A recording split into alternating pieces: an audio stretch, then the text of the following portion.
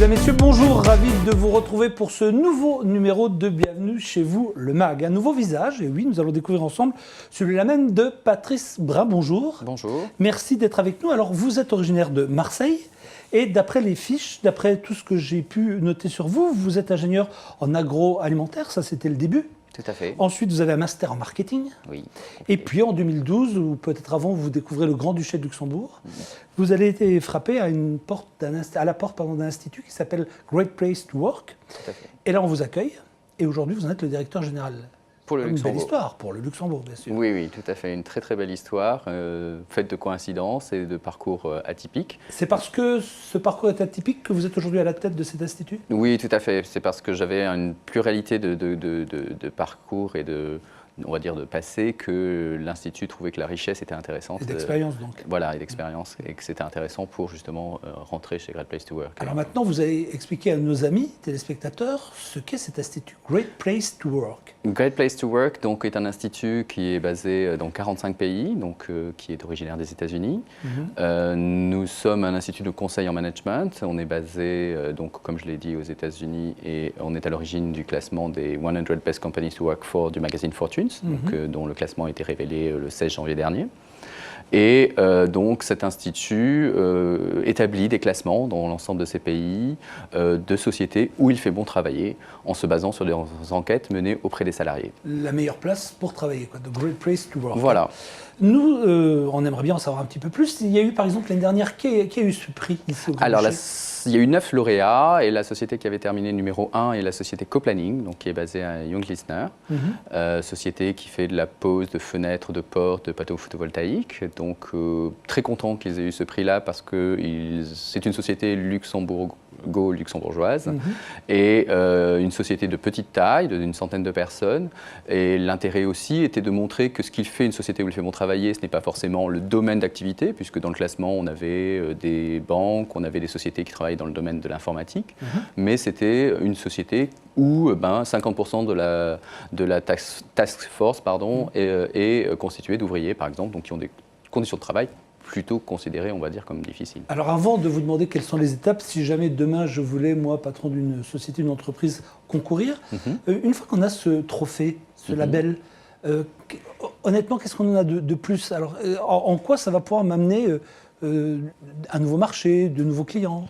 En fait, chaque société va trouver en fait, un avantage à avoir ce label. Certaines, ça leur permettra d'attirer des talents, comme dans le domaine de l'IT, où la guerre des talents est déjà commencée. Dans d'autres domaines, elle apparaîtra. Ouais. Voilà. Et pour d'autres sociétés, comme par exemple Coplanning, quand j'ai fait un retour sur expérience et retour sur alors qu'est-ce qu'ils vous ont dit ? Ils m'ont signalé qu'ils ont mis leur trophée sur le comptoir d'accueil des clients, dans le showroom, en plein showroom. Et les clients étaient très intéressés par ce label, souhaitaient savoir qu'est-ce qu'ils faisaient qu'ils avaient eu ce label, et donc il leur a été dit que, comme c'est le cas, il était attribué sur une enquête menée auprès des salariés. Et du coup, ça a eu un impact au niveau de certains clients qui étaient sensibles à cette problématique-là de bien-être des salariés, que les gens soient, en effet, proposent des produits de haut de gamme, ou en tout cas répondant aux critères qualité qu'ils souhaitaient, mais aussi que les personnes qui montaient... Et c'est gratuit pour la société de s'inscrire ? Non, il y a un coût de participation à l'enquête qui est variable en fonction des sociétés, parce que... La taille de l'entreprise ? La taille d'entreprise va pouvoir jouer, le niveau de conseil souhaité aussi suite à l'enquête, puisqu'on peut aussi donner des conseils suite aux enquêtes. Il y a 2 volets, il y a le volet label et le volet enquête et conseil suite à l'enquête. C'est pas un audit ? Il y a une partie audit en fait. Donc imaginons que vous souhaitiez participer, comment ça se passe ? Allons-y, je souhaite participer, qu'est-ce qu'il faut que j'ai comme étape et comme critère ? Déjà, venir nous voir, ou nous peut-être vous solliciter par ailleurs. Il faut avoir minimum 50 salariés pour pouvoir participer dans les classements officiels des Best Workplaces. Ensuite, l'enquête se déroule en 2 phases. Il y a une première phase qui est l'enquête en effet menée auprès des salariés, donc que ce soit les CDI ou les CDD, et quelle que soit la période d'ancienneté de la personne. On considère que même avec 1 jour d'ancienneté, la personne peut participer. Et la deuxième partie, c'est un audit, en effet, des pratiques managériales que l'on fait en remettant un questionnaire papier au service des ressources humaines sur des thématiques comme la communication, le remerciement, la célébration au sein de l'entreprise. Et c'est parce qu'on aura les 2 visions, la vision employée et la vision managériale de la société. Et le questionnaire, il est anonyme ou Alors, on garantit la confidentialité aux entreprises qui participent avec nous. nous. C'est très important parce qu'on fait de la reconnaissance positive, c'est-à-dire qu'on ne communique que sur les lauréats. Et deuxièmement, on garantit aussi la confidentialité aux salariés. C'est très important aussi pour eux de pouvoir en effet participer et communiquer leur avis en toute confidentialité, en toute sécurité. Donc à ce niveau-là, c'est parce que on a donc, comme je le disais, ces deux visions, salariés et management, que l'on va pouvoir établir un classement le plus honnête possible et le plus représentatif possible du bien-être dans l'entreprise. Alors vous êtes présent dans 45 pays. Tout à fait. Est-ce qu'il y a des pays où c'est plus difficile et plus facile de faire ce genre d'enquête ? Oui, en effet. Il y a un effet culturel, très clairement, qui apparaît dans les classements et dans les pays. La France, on va dire, où ça va être peut-être plus compliqué d'obtenir ce type de label. Parce que c'est on va dire, un pays où il y a une attente très forte de la part des personnes, qui est peut-être un peu plus contestataire que d'autres. On a toujours cette image de la France qui est vent debout par rapport à des institutions.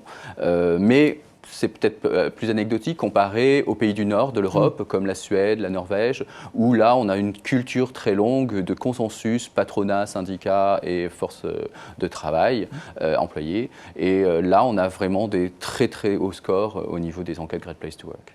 Alors, Patrice Brun, si vous n'étiez pas avec nous en train de faire de la télévision, ce serait quoi votre quotidien ? C'est quoi votre quotidien plus exactement ? Mon quotidien va être de démarcher les sociétés pour les faire participer parce que on a une bottom line chez Great Place to Work, c'est améliorer la vie dans les sociétés pour améliorer la vie dans la société. Et donc, à ce titre-là, on est un peu en dehors du microcosme des sociétés de conseil en management telles quelles. À côté de cela, mon quotidien va être aussi de mettre en place les enquêtes, de analyser les données, présenter les résultats chez les clients, parce que justement l'enquête a sa vertu interne et propre de pouvoir faire progresser la société sur le chemin du bien-être si la société n'a pas obtenu le label, et si elle a obtenu le label, de continuer à la faire progresser parce qu'on peut toujours s'améliorer, bien entendu. C'est quand les prochains... La prochaine remise de médailles, si j'ose dire. La prochaine remise de prix aura lieu jeudi prochain, le 27 février. Donc on remettra les prix 2014. On a d'ores et déjà lancé les inscriptions pour les sociétés qui souhaiteraient participer pour l'attribution du label 2015.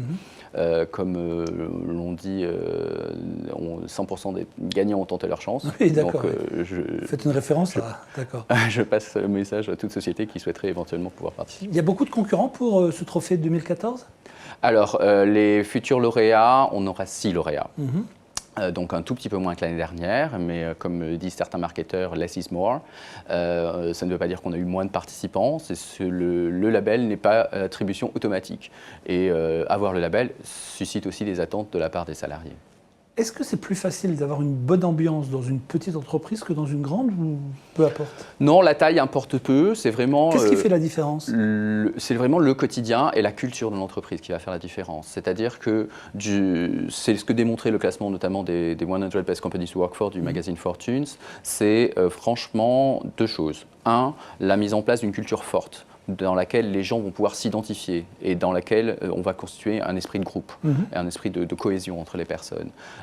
Ensuite, la deuxième chose qu'ont fait ces sociétés-là plus que les autres, c'est capitaliser sur les hommes en développant les personnes plus, c'est-à-dire en investissant plus dans la formation, dans, on va dire, une vision long terme du partenariat employeur-employé, de façon à les faire grandir, et parce que les futurs leaders de demain sont peut-être déjà dans certaines entreprises. Et si vous les laissez partir, ça va être aussi une perte pour l'entreprise. Oui. Tout simplement, on estime que le coût du turnover, c'est entre 1 et 3 fois le salaire annuel d'une personne. Donc ça peut représenter une dépense conséquente. Et pour ces sociétés-là, ce qu'on a remarqué aussi, c'est que le turnover est 65% plus faible que la moyenne des entreprises américaines, et chacune dans leur secteur respectif.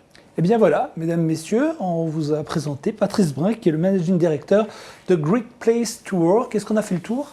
Tout à fait, pas de souci. Merci d'avoir pris un peu de temps pour Air l'autre télé. Merci beaucoup. Chers amis, on se donne rendez-vous la semaine prochaine pour un autre Bienvenue chez vous, le MAG. Merci.